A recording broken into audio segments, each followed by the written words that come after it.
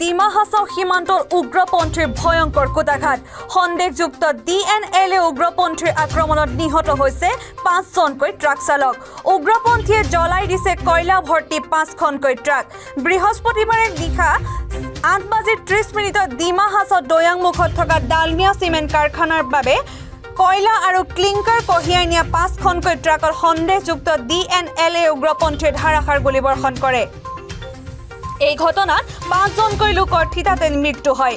নিহতসকলৰ এজন গৌৰ মজুমদাৰ বুলি চিনাক্ত কৰা গৈছে যদিও আন 4জনৰ পৰিচয় বৰ্তমানো উদ্ধাৰ হোৱা নাই হত্যালীলাৰ পাছত উগ্ৰপন্থীৰ দলটোৱে ট্ৰাক কেইখনতো অগ্নিসংযোগ কৰি ভস্মীভূত কৰে